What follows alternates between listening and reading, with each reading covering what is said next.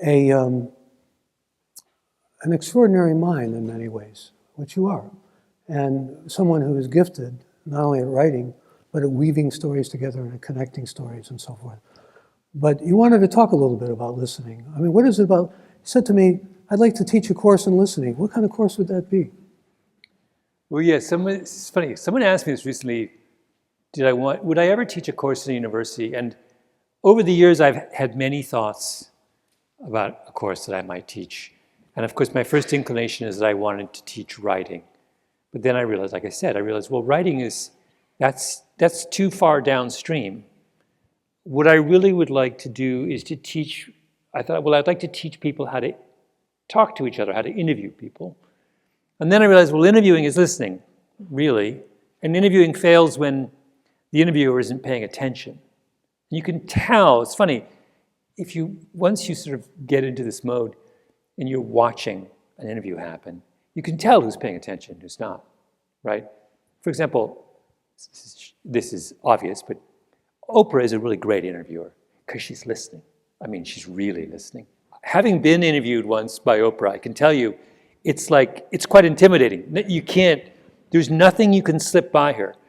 And she, so it's like, you realize that sort of, and when you're doing that kind of very close listening, then you can ask the right questions, right? You know where you're going.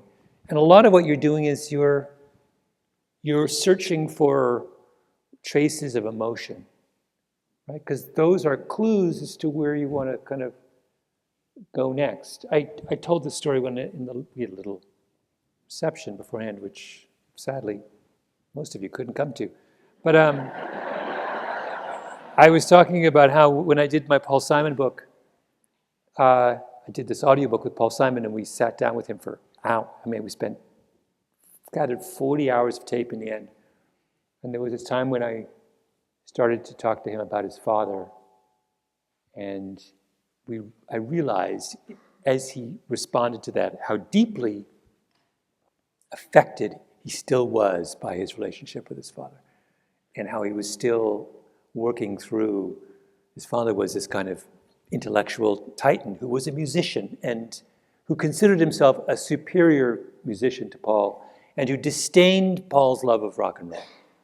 His father loved classical music and thought that what Paul was doing was kind of, it was trivial. And I think here he was at 79 years old, still working through, still trying to win his father's approval, right?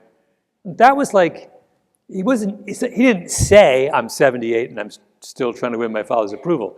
You had to listen and realize how emotional he got and he was talking about one of his, I think not his last album, but the album before, is all about his father. But you have to once he gives you the clue and you read the lyrics and listen to the songs, you're like, oh my God, really is about his dad.